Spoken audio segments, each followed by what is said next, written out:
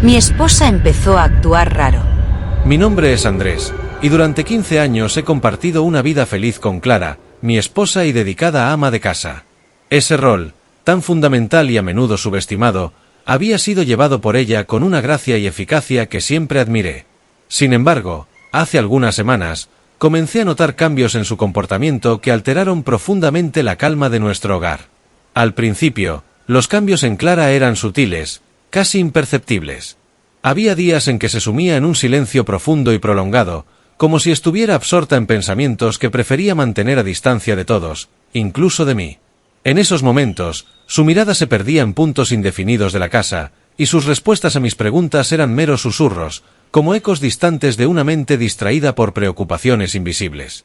Otros días, en cambio, su comportamiento viraba hacia el extremo opuesto. Cualquier comentario trivial, desde una observación sobre el clima hasta una broma pasajera durante la cena, le provocaba carcajadas estridentes y desproporcionadas.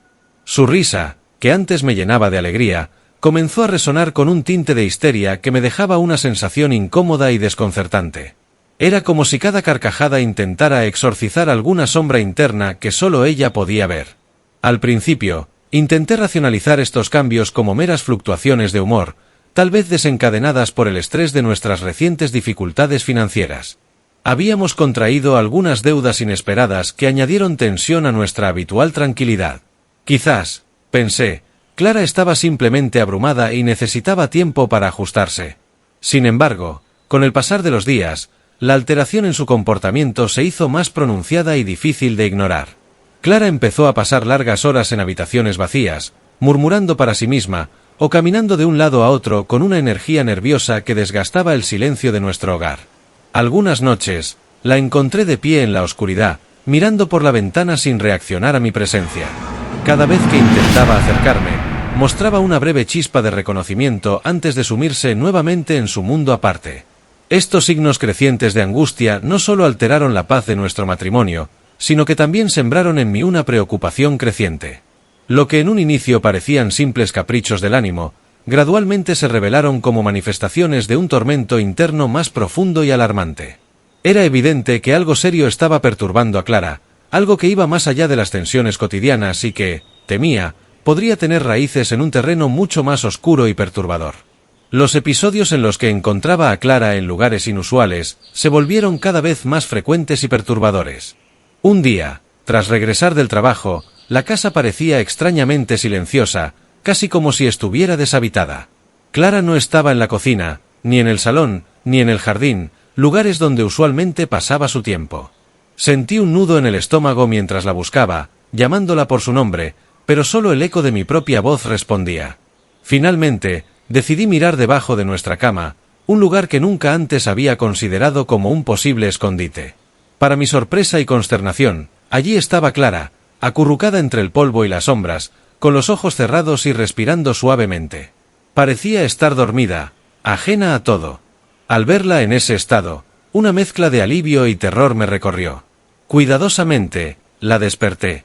Su primera reacción fue de confusión, seguida de una sonrisa forzada, como si intentara restar importancia a su extraño comportamiento. En otra ocasión, la encontré escondida dentro del ropero. Estaba acurrucada entre abrigos y vestidos, como si buscara refugio en un nido de tela y oscuridad. Cuando abrí la puerta del ropero, Clara levantó la vista, sorprendida pero no asustada. Su sonrisa, aunque leve, parecía cargada de una tristeza que no lograba disimular. Con voz suave, me aseguró que todo estaba bien, que no tenía por qué preocuparme. Quise creerle, realmente lo hice, porque la alternativa, que algo profundamente malo le estaba ocurriendo, era demasiado doloroso para aceptar. Estos encuentros me dejaban profundamente inquieto. La mujer con la que había compartido tantos años parecía desvanecerse, reemplazada por alguien que conocía el mundo solo a través de escondites y sombras. Cada vez que la encontraba en uno de estos refugios improvisados, parte de mí deseaba poder arrastrarme allí con ella, entender que la llevaba a buscar consuelo en esos rincones oscuros y ocultos de nuestra casa. Pero cada incidente solo servía para recordarme que estábamos perdiendo nuestra conexión, deslizándonos hacia realidades separadas y desconcertantes. El día en que doña Gladys, mi suegra, nos visitó marcó un antes y un después en nuestra vida familiar. Era un sábado soleado y, contra todo pronóstico, Clara había amanecido con un ánimo visible y renovado. Insistió en preparar el almuerzo, algo que no había hecho en semanas debido a su creciente desinterés por las actividades cotidianas. Acepté con una mezcla de esperanza y cautela, pensando que la familiaridad de una tarea tan rutinaria y la presencia de visitas podría servir como anclaje a la normalidad que tanto anhelábamos recuperar. Llegué al aeropuerto a buscar a doña Gladys, quien estaba emocionada por pasar algunos días con nosotros. Durante el trayecto de vuelta a casa, conversamos sobre trivialidades, evitando cualquier tema que pudiera sombrear la visita. Al entrar a la casa, la encontramos adornada con flores frescas y el aroma de comida cocinándose, gestos que hacía tiempo no veíamos en Clara. Al principio, todo transcurrió con una sorprendente normalidad. Clara se mostraba atenta y participativa, reviviendo por momentos a la mujer entusiasta y cariñosa que había sido. Su sonrisa, más genuina que en semanas recientes, parecía iluminar la sala, y su voz tenía un timbre de firmeza y calidez. Cuando nuestro hijo Matías llegó de la escuela y se unió a nosotros, el ambiente se llenó aún más de risas y conversaciones animadas. Matías, al notar el cambio en su madre, interactuó con ella con un entusiasmo que hacía tiempo no observaba en él. Este breve destello de normalidad me llenó de un optimismo cauto. Observé cómo Clara se movía con soltura entre la cocina y el comedor, sirviendo platos y asegurándose de que todos estuviéramos cómodos y bien atendidos. Por un momento, pude creer que las sombras que habían oscurecido sus días estaban empezando a disiparse, que quizás estábamos al borde de superar la crisis que se había apoderado de ella. Sin embargo, no podía sacudirme del todo el temor latente de que esta mejora fuera solo temporal, un breve respiro en medio de una lucha más profunda y perturbadora. El almuerzo estaba dispuesto en la mesa con una presentación impecable, algo que Clara siempre había considerado esencial cuando teníamos invitados. La sopa, servida en elegantes tazones de porcelana, desprendía un aroma que inundaba la sala con notas de hierbas frescas y caldo casero. A simple vista, era un plato que invitaba al disfrute, perfectamente alineado con las habilidades culinarias que Clara había perfeccionado a lo largo de los años. Nos sentamos todos a la mesa, expectantes por la comida y agradecidos por el aparente regreso de Clara a sus antiguos hábitos. Comenzamos a servirnos, y los primeros sorbos de la sopa confirmaron su habilidad. El equilibrio de sabores era exquisito, con cada ingrediente complementando al otro en una sinfonía de gustos que solo una cocina dedicada podía lograr. Comenté sobre la calidad del caldo, intentando reforzar la atmósfera positiva que parecía haberse restaurado. Sin embargo, la calma se desvaneció en un instante. Doña Gladys, quien había comenzado a comer con un apetito saludable, de repente se detuvo. Su cuchara quedó suspendida en el aire, y su rostro se transformó de satisfacción a horror. Con un grito ahogado que más parecía un susurro de incredulidad, retiró de su boca un objeto pequeño y redondo. Al principio, pensé que podría ser algún tipo de ingrediente inusual que Clara hubiera decidido experimentar, pero la realidad era mucho más macabra. Era un globo ocular. Lo primero que pensé fue que era uno de humano. Estaba completo con su iris de un marrón profundo y un brillo vidrioso que lo hacía inconfundiblemente real. El tiempo pareció detenerse mientras doña Gladys lo dejaba caer en su plato, donde aterrizó con un suave chapoteo, enviando ondas a través de la sopa. Mi propio corazón se detuvo, el horror creciendo en mí como una marea fría. Miré mi propia sopa, movido por un impulso temeroso, y allí, entre las verduras flotantes y trozos de carne, encontré otro ojo, mirándome fijamente con una acusación silente. Era demasiado para procesar en el momento. El shock se mezclaba con una necesidad visceral de mantener alguna forma de normalidad por el bien de Clara. En un acto de disociación casi completa, llevé la cuchara a mi boca y probé la sopa nuevamente. La racionalidad gritaba en cada rincón de mi mente, pero la parte de mí que aún quería proteger a Clara de su propio colapso me impulsó a actuar como si nada estuviera mal. Doña Gladys, igualmente perturbada pero reacia a empeorar las cosas, siguió mi ejemplo con una vacilación visible. Comió otro bocado, su expresión una mezcla de confusión y miedo, mientras sus ojos seguían fijos en el globo ocular en su plato. El acto de comer después de tal descubrimiento fue surrealista, marcado por un silencio tenso solo roto por el tintineo ocasional de los cubiertos contra la porcelana. Cada bocado era un recordatorio de la grotesca realidad que se ocultaba bajo la superficie de normalidad que habíamos intentado sostener. Era claro que algo profundamente perturbador había sucedido con Clara, algo que iba más allá de simples desórdenes emocionales o estrés. Estábamos, en ese momento, consumiendo no solo una comida, sino también la evidencia de una oscuridad que había consumido a la mujer que ambos amábamos. La revelación grotesca de los globos oculares en la sopa había sido solo el preludio de un descubrimiento aún más macabro. Impulsado por el temor y la necesidad urgente de entender qué había sucedido, me dirigí hacia la cocina con pasos temblorosos. Mi mente luchaba por procesar los eventos recientes, pero una parte de mí necesitaba confirmar que no estaba en medio de una pesadilla vívida. Al acercarme a la olla aún humeante sobre la estufa, una náusea creciente se apoderó de mí. Con manos que apenas obedecían, removí la tapa que contenía los aromas de una comida que minutos antes me había parecido deliciosa. Ahora, ese mismo aroma se había transformado en el hedor de la traición y el horror. Lo que vi dentro de la olla hizo que mi alma se congelara. Entre las verduras y el caldo, claramente visible y flotando sin vida, estaba la cabeza decapitada de Buster, nuestro querido pastor alemán. Su pelaje, normalmente brillante y lleno de vida, ahora estaba opaco y manchado por el caldo. Lo más perturbador de todo era que sus ojos no estaban. Solo quedaban dos cavidades vacías, un recordatorio de los ingredientes que habíamos encontrado en nuestros platos. Los ojos en la sopa no eran humanos, eran de Buster. Mi mente luchaba por aceptar esta realidad. ¿Cómo podía Clara, la mujer que había amado y con quien había compartido tantos momentos de felicidad, hacer algo así? ¿Qué oscuro rincón de su psique se había desatado para llevarla a cometer un acto tan atroz? Con el corazón latiendo frenéticamente y un sentimiento de desesperación inundándome, volví a la sala. Mi mundo interior se derrumbaba, pero sabía que debía proteger a nuestro hijo Matías de la horrible verdad. Retiré su plato con una calma que no sentía, murmurando una excusa sobre un problema con la sopa y la promesa de pedir pizza en su lugar.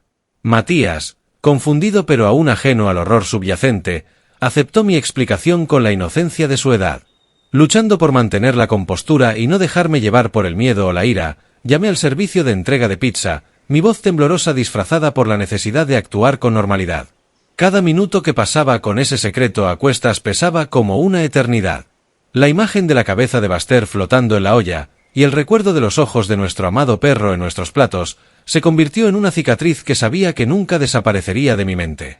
Con un profundo suspiro, me acerqué a doña Gladys, quien todavía parecía estar procesando la extraña textura y el origen de lo que había encontrado en su sopa. Su expresión era una mezcla de confusión y miedo, una imagen que reflejaba la tormenta de emociones que yo también sentía. «Tenemos que hablar con Clara», le dije, con mi voz apenas más fuerte que un susurro para no llamar la atención de Matías. Doña Gladys asintió, su rostro endureciéndose con determinación mientras se levantaba de su asiento. Juntos, nos dirigimos hacia la cocina, donde Clara estaba limpiando tranquilamente, como si nada fuera a pasar. La normalidad de su comportamiento en contraste con la gravedad de la situación era desconcertante. «Clara, necesitamos hablar sobre la sopa», comencé, intentando mantener mi voz firme. Ella se volteó para enfrentarnos, su rostro mostrando una calma inexplicable. «¿Qué pasa con la sopa, Andrés?», preguntó, su tono era de genuina curiosidad, no de culpabilidad. Doña Gladys intervino, su voz temblorosa pero clara. «Encontramos ojos en la sopa, Clara». Y Andrés encontró a Buster en la olla. Clara nos miró a ambos, y por un momento, un destello de confusión cruzó su rostro. Luego, sorprendentemente, asintió con una aceptación escalofriante. «Sí, yo puse a Buster en la sopa. Pensé que sería apetecible», dijo con una serenidad que heló mi sangre. No había rastro de horror o remordimiento en su voz, solo una declaración de hecho que resonaba con una normalidad espantosa. El mundo parecía girar a nuestro alrededor, mientras la realidad de sus palabras se hundía. Doña Gladys y yo intercambiamos miradas de incredulidad y terror. Era evidente que Clara no estaba bien, que su percepción de la realidad se había torcido de una manera profundamente perturbadora. Sin saber qué más hacer y con el corazón roto por la mujer que Clara había sido, tomamos la difícil decisión de buscar ayuda profesional inmediata. Esa misma noche, con el dolor apretando mi pecho, acompañé a Clara a un hospital psiquiátrico. Los procedimientos de admisión fueron un torbellino de formularios y preguntas, cada uno un clavo más en el ataúd de la vida que habíamos conocido. Dejar a Clara en esa institución fue uno de los momentos más difíciles de mi vida. Verla ser llevada por el personal, aún con esa expresión de calma desconcertante, fue desgarrador. Sabía que era necesario para su seguridad y la nuestra, Pero eso no mitigaba el dolor de ver hasta qué profundidades había caído la mujer que amaba.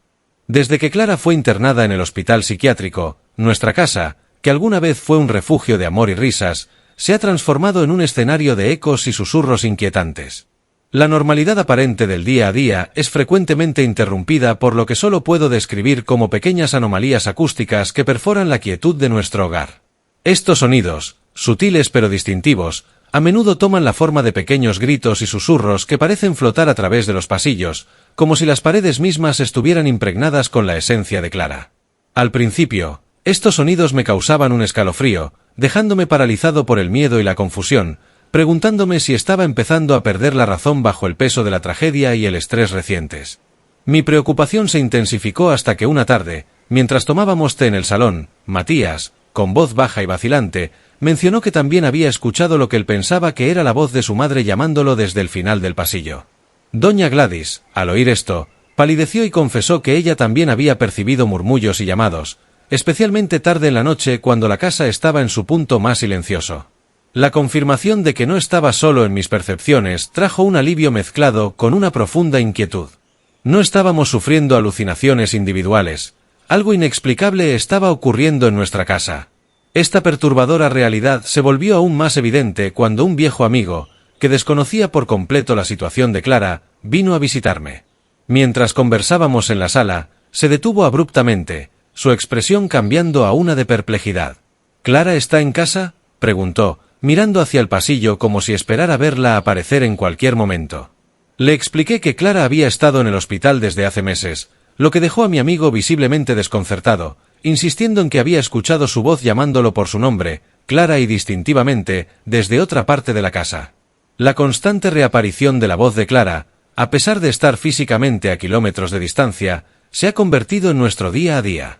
Estos ecos sonoros, tan reales y tangibles, nos han obligado a enfrentar la posibilidad de que el horror no se limita a lugares físicamente oscuros o remotos, sino que puede manifestarse en los rincones más íntimos y amados de nuestra existencia.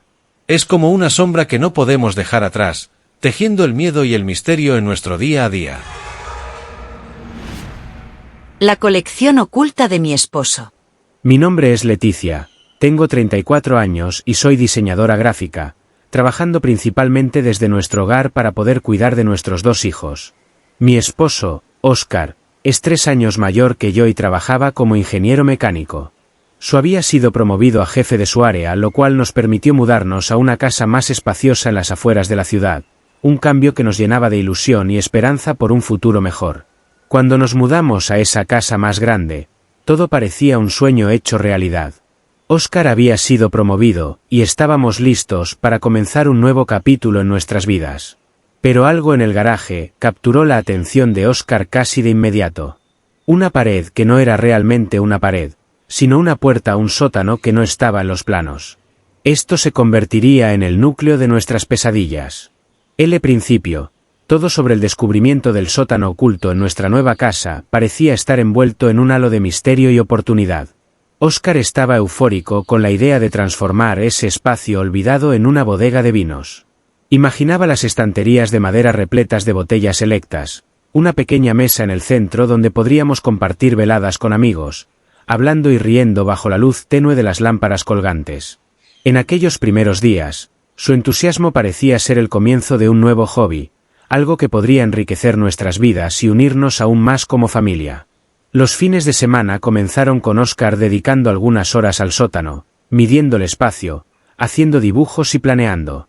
Le ayudaba con entusiasmo, compartiendo ideas y soñando juntos con las posibles degustaciones de vino que podríamos organizar. Pero pronto, su hobby se transformó en una obsesión que ni yo ni él supimos prever. Las horas que pasaba en el sótano comenzaron a alargarse cada vez más. Lo que comenzó como proyectos de fin de semana, pronto ocupó sus noches después del trabajo. Los sonidos de taladros y martillos retumbaban hasta altas horas de la noche. Nuestras cenas familiares, que solían ser un momento de conexión y diálogo, ahora eran ocasiones silenciosas y apresuradas, con Óscar ausente mentalmente, ansioso por regresar a su proyecto en el sótano.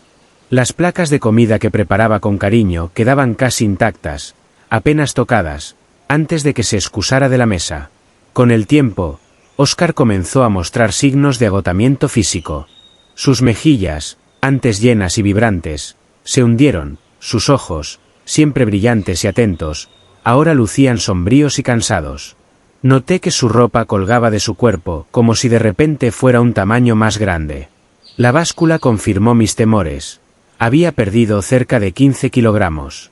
Sus ausencias en el trabajo se hicieron más frecuentes. Recibía llamadas de su oficina, preguntando por él, preocupados por sus repentinas y frecuentes enfermedades. Lo que en un inicio pareció una pasión renovada se convirtió, sin que me diera cuenta, en una obsesión que comenzaba a devorar al hombre que amaba. Las pocas veces que conversábamos, sus respuestas eran evasivas, su mirada perdida, como si una parte de él permaneciera en aquel sótano, incluso cuando estaba con nosotros.